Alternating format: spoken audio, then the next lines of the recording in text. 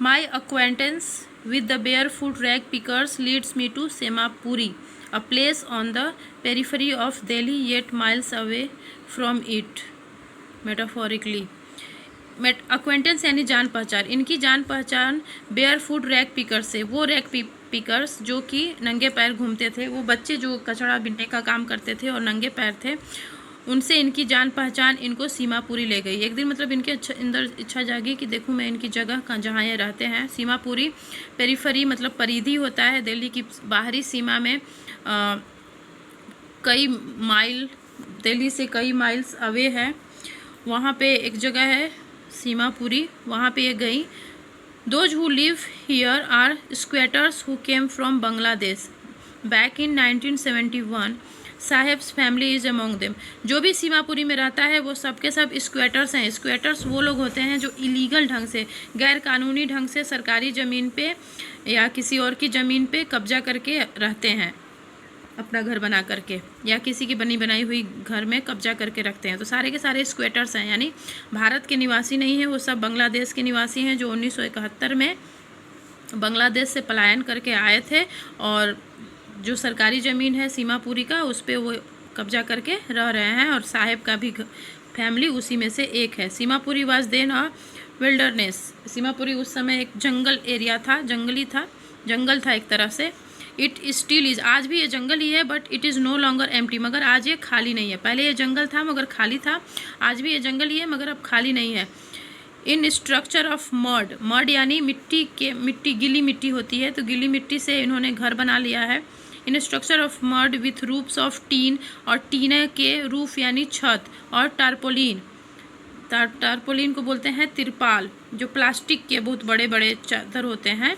मतलब इन्होंने मिट्टी का, मड का घर बनाया है, ऊपर टीन का छत है या फिर टारपोलिन तिरपाल का छत है। डिवॉइड ऑफ सीवेज, सीवेज यानी पानी निकासी की व्यवस्था, मतलब सीवेज जो बड़े बड़े नाले होते हैं जिससे ड्रेनेज का पानी निकलता है, तो सीवेज, डिवाइड ऑफ सीवेज यानी सीवेज की व्यवस्था नहीं है। ड्रेनेज यानी घर के अंदर का जो भी किचन का, लैट्रिन का, बाथरूम का जो पानी होता है, जो नलियाँ बना करके बाहर निकाला जाता है, उसको बोलते हैं ड्रेनेज। और ड्रेनेज वाली जो नली होती है वो जाके सीवेज में मिलती है, तो वहाँ सीवेज की व्यवस्था नहीं है, ड्रेनेज की व्यवस्था नहीं है, और रनिंग वाटर, और उनके घरों में रनिंग वाटर यानी सप्लाई वाटर भी नहीं है। लिव 10,000 रैक पिकर्स, और ऐसी कंडीशन में 10,000 रैक पिकर्स वहाँ पे रहते हैं, उनके पास और कोई काम नहीं है सिवाय रैक पिकिंग के। They have lived here for more than 30 years without an identity. वो 30 साल से बिना किसी पहचान के रह रहे हैं, क्योंकि सारे के सारे बांग्लादेशी हैं, वो भारतीय नहीं है, इसलिए भारतीय उनकी आइडेंटिटी नहीं है। विदाउट परमिट्स, उनको परमिट भी नहीं है वहाँ रहने का। फॉरेनर्स को बिना किसी परमिट के भारत में रहने का इजाज़त तो नहीं है। बट विथ राशन कार्ड, मगर सबके राशन कार्ड बन गए हैं। They get their names on voters list, और वोटर लिस्ट जो होता है उसमें भी उनके नाम चढ़ गए हैं। Enable them two by grain, और इसलिए वो राशन की दुकान से राशन खरीद सकते हैं, क्योंकि राशन कार्ड बन गया है। तो सरकारी राशन जो बढ़ता है, कम दामों पे बिकता है, वो खरीद लेते हैं, क्योंकि गवर्नमेंट ने इतना उनको फैसिलिटी दे दिया है। अब चूँकि भारत के नहीं है इसलिए भारतीय नागरिकता नहीं मिली है, मगर उनको राशन कार्ड मिल गया है और वोटर आईडी भी हो गया है, वोट भी दे सकते हैं। Food is more important for survival than the identity. अब यहाँ पे एक सरकास्म करती हैं कि फूड ज़्यादा ज़रूरी है पहचान से, मतलब जब खाने के लाले पड़े हों तो पहचान हो या ना हो, आप किस देश के वासी हो, ये मैटर नहीं करता है, आपकी आइडेंटिटी हो या ना हो, फूड बहुत ज़रूरी है जीने के लिए। पहले फूड हो, उसके बाद आइडेंटिटी आती है।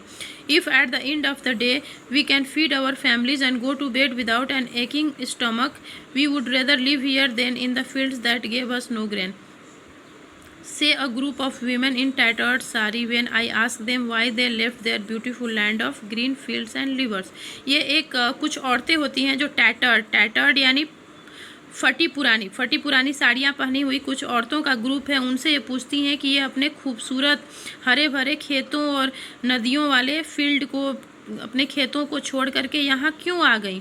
तो वो बोलती हैं कि दिन के अंत में अगर हम अपनी फैमिली को, अपने परिवार को फीड, खाना खिला सकते हैं और सोने जा सकते हैं विदाउट एनी एकिंग स्टमक। खाना खाए बगैर पेट में जो दर्द होता है, तो अगर हम खाना खिला देते हैं तो without any an aching stomach, बिना दर्द के, पेट में बिना दर्द के, और अगर हम सोने जाते हैं तो वो ज़्यादा बेटर है, न कि अपने खेतों के पास अपने गाँव में रहना। वो खेत भले हरे भरे हैं मगर हमें ग्रेन यानी अनाज नहीं देते हैं, क्योंकि इनके जब भी इनकी फसल होती है बाढ़ आती है और सारी फसल बहा के लेके चली जाती है।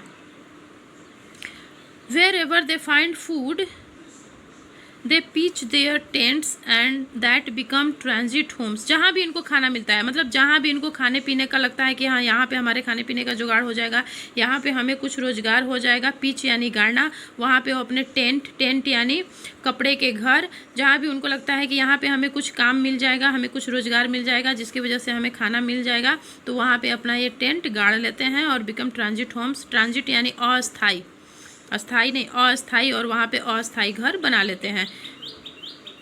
Children grow up in them, और ऐसे ही ट्रांजिट होम्स में बच्चे बड़े हुए हैं। बिकमिंग पार्टनर्स इन सर्वाइवल, और वो भी सर्वाइवल यानी जीवन जीना किसी तरह, तो जीवन जीने में बच्चे भी पार्टनर बन जाते हैं। बच्चे भी रैग पिकिंग करके वो भी कुछ कमा ही रहे हैं और अपना और अपने परिवार का भरण पोषण करने में पार्टनर का काम कर रहे हैं, हेल्प कर रहे हैं।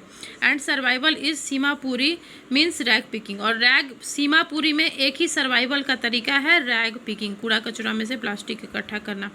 Through the years it has acquired the proportions of a fine art, और इतने सालों से अब इन्होंने फाइन आर्ट का, ये जो रैग पिकिंग का काम है, एक फाइन आर्ट का रूप ले लिया है। मतलब ये लोग अब पारंगत हो गए हैं इस कला में, रैग पिकिंग करने में बहुत फास्ट ये काम करते हैं और अच्छे से। Garbage to them is gold, उनके लिए गार्बेज गोल्ड है, मनी है। It is their daily bread, ये उनका डेली का ब्रेड है, रोटी है। A roof over their heads, इसी की वजह से गार्बेज पिकिंग की वजह से ही उनके छतों पे एक रूफ है, भले वो टारपोलिन का रूफ है या टीन का रूफ है। Even if it is a leaking roof, भले ये चूने वाला रूफ है, but for a child it is even more, और बच्चों के लिए तो ये इससे भी कहीं ज़्यादा है।